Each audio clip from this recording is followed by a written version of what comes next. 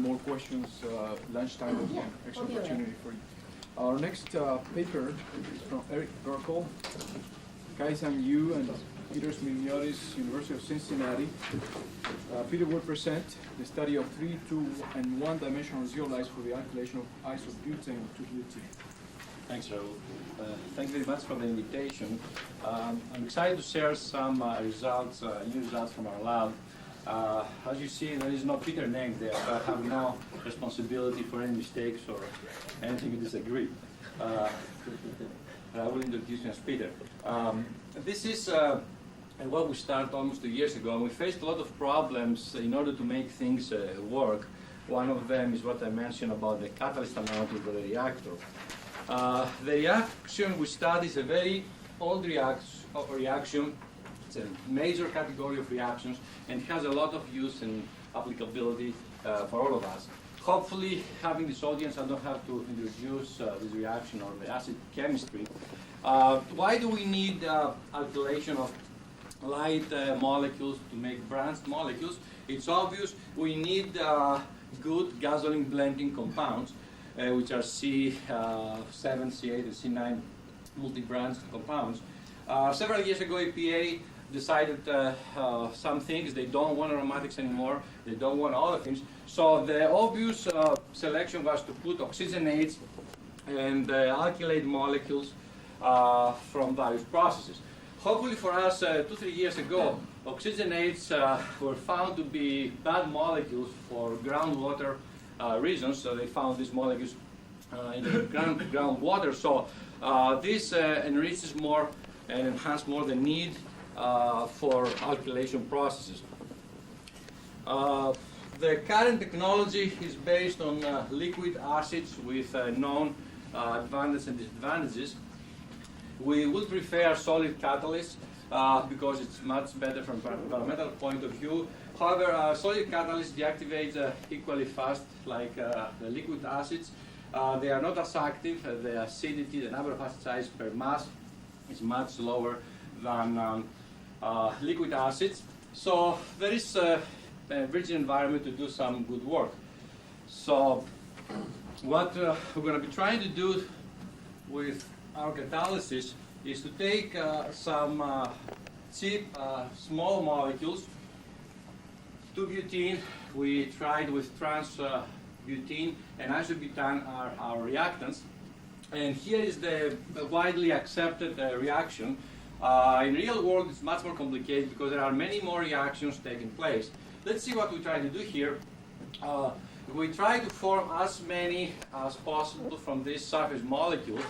They are highly branched, and hopefully we can get some liquid or gas phase molecules and come up with dimethyl hexanes or preferably trimethyl pentanes. What we want to avoid is formation of COC or carbonaceous compounds, which is a product of oligomerization reactions.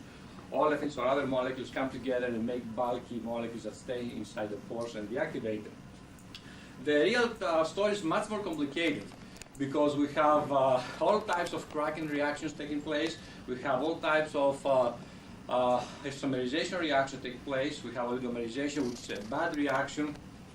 And all of this happen simultaneously inside the reactor. Today I'm going to show you some results. We had some hard time at the beginning to set the experiments up. One problem I described was the critical mass in the reactor. So we tested several catalysts, several zeolite catalysts for this reaction. Everybody's aware with these systems here. So we tested ultrastate Y, beta zeolite, mortenite, L zeolite, and ZSM12. All 5 of these catalysts are large pore zeolites, and we plotted here the dimensionality of the pores. We want to see the effect of the dimensionality and the effect of the acidity. I also present here the size of the pores so you can have an idea of how big our pores are. And we played along with the synthesis or modification method. The elimination is not as easy as I thought. By changing the dealuminating agent, by changing the conditions, many unexpected things can happen. You will see some of them today. The other important thing I would like to emphasize here is the way we measure the Bronsted and Lewis sites.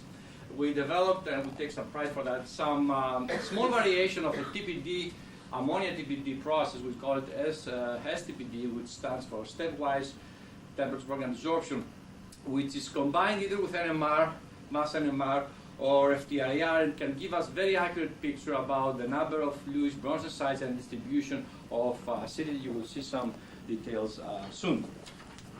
Our reactor is a simple catalytic setup that everybody can invent.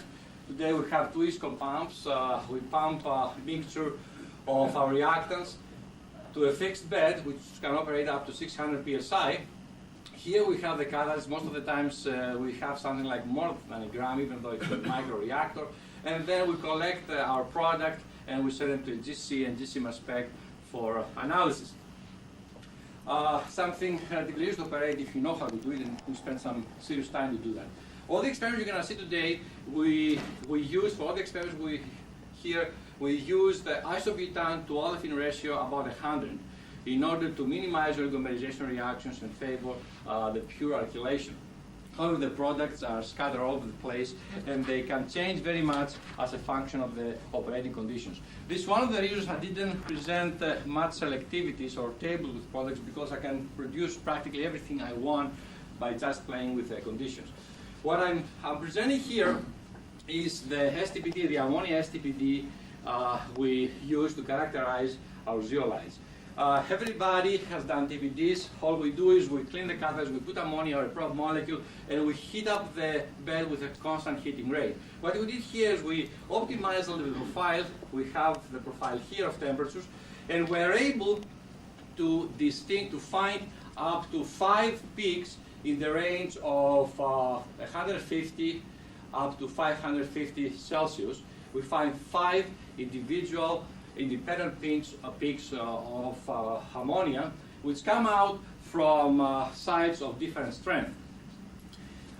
The amazing and beautiful thing is that this is the picture only for zeolites. If you don't use this optimized profile, if you invent yours, you're going to get pretty much the same story. If you don't have 5 steps and you have 4 steps, you will see that 2 of the peaks are overlapping. But if you use 6 steps, 7 steps, 8 steps in this range, you will find exactly the same picture, which tells me that the acidity of zeolites has very clean borders, which means that the acid sites dissolve or do not dissolve in this range of temperature. We try to use the same technique for other acid catalysts like Vanadium on titania for NOx reactions, and we found that the profile is depends very much on the temperature profile, which tells me that the acidity strength is very close. The acid sites are very close in strength, so you cannot distinguish them. It's very reproducible. I convinced Dr.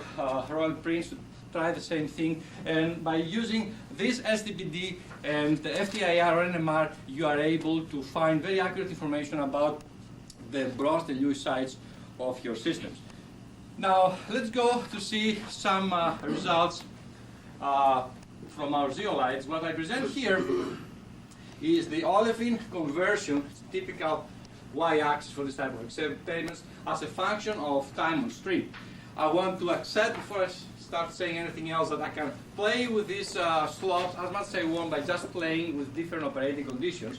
But for all my experiments, I have very consistent, very objective, very comparable conditions. What we compare here is these 5 zeolites with as close as possible silicon to aluminum ratio. The number you see here is the bulk silicon to aluminum ratio. What we found here is that ZSM-12, which is one-dimensional zeolite, is the best system in terms of stability. I take some pride to say that because common sense, numerous reports reviewed by Corma and many other people, and myself included, believe that having a 3-dimensional system, you have this very complicated network, so if you plug some pores, you have the freedom to travel through other channels, so there is no traffic jam. I'm very excited to show that we have this bimolecular reaction, and a one-dimensional zeolite like ZSM-12 is much more stable than the other guys. The other important thing we should observe is the performance of L-zeolite, which is another one-dimensional zeolite, and you see it deactivates very, very fast. So all one-dimensional zeolites cannot do the job, which makes me to conclude that it's the pore architecture, the specific details of the pores of the zeolite that can lead to this type of stability. And I have some cartoons later that hopefully will convince you. Ultra-stable Y, it's a very famous zeolite. It deactivates relatively fast. Zeolite beta behaves well, almost like ZSM 12. And mordenite deactivates fast. It's something that I expected. Mordenite gave us some hard time, and I still have some questions that I cannot answer for mordenite. Let's see some more details about the zeolites. I'm not going to have a lot of information about kinetics because many things are not very clean to us yet. We have to think more and do some more studies. Hopefully we'll have the opportunity to work with Professor Davis to do some label type of compound studies. What I present here is the olefin conversion as a function of time, of course, for all the ultra-stable Ys we checked. We found a trend which is in contrast to what I expected. The zeolite with the largest amount of aluminum is the most stable, and this story is pretty much consistent for all the systems. This is in contrast to what reforming reactions will prove, and this is because the reactions we operate here, the reaction temperature is very low. We operate at 50 or 80 degrees Celsius, so the only way to keep your catalyst sites, your acid sites, free of coke is to have very high rates of hydrogen transfer reaction, which are favored, of course, by high aluminum concentration. So when you decrease the aluminum content, you decrease significantly the hydrogen transfer reactions. So guess what? The sites are covered with a lot of organics, so your system deactivates very fast. So this makes perfect sense. A monotonic decrease of the activity as a function of the silicon-to-aluminum ratio.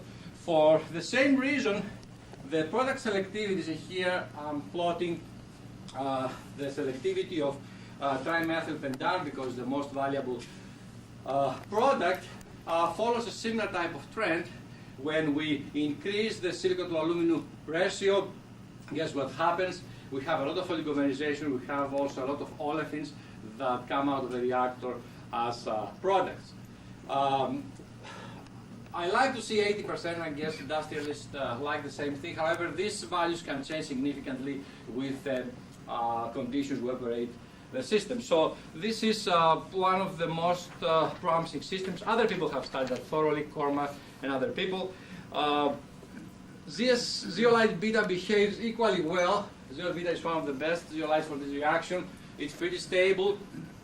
However, it deactivates after some time on stream. The selectivities are equally high with those of ultra-stable Y. The unexpected things happened when we went to mordenite, and here we observed something very unexpected. What we did is we got asynthesized mordenite with silicon ratio of 10, and we dealuminated with two different ways. Here we used hydrochloric acid, which is a little bit dangerous for high alumina content zeolite, and here we used ammonium hexafluorosilicate, which is another agent that has been used extensively to remove aluminum and put silicon back in the holes. What we observe is that the activity of the richest in aluminum zeolite and the one which has the lowest amount of aluminum is comparable, while that of mordenite 13, which is slightly less poor in aluminum than the first one, deactivates very fast. I do not have a perfect answer for that. I can give you some suggestions, assumptions, and results. Originally, I felt that we have a very strong aluminum distribution along the radius of the particles. So what we did is we got the bulk silicon-aluminum ratio. We did XPS to see the surface concentration of aluminum, and we found slightly less aluminum there, which makes sense because we have a relatively big dealuminating agent, which is going to work outside the zeolite. It's not going to do much inside the zeolite. So that was obvious. However, this cannot justify this huge decrease of activity for this system. And of course, selectivities are very similar. They behave a similar way. Then what you do is you analyze your zeolites for carbonaceous materials. I prefer to put carbonaceous here because it's not the black cock we all know. Carbonaceous means everything which is bulk and big and sits on the acid sites. And we found the following trend. Please observe the mortonites here. We found that this mysterious sample had, after the end of the run, a significantly less amount of hydrocarbons there, which makes me suggest that there are a lot of sites which are lazy sites. They don't do anything. The strength distribution is very comparable. So today I don't have an explanation why does this happen, but we're working more, I guess, hopefully we'll find the answer to the story. Another system which is very promising is L-zeolite.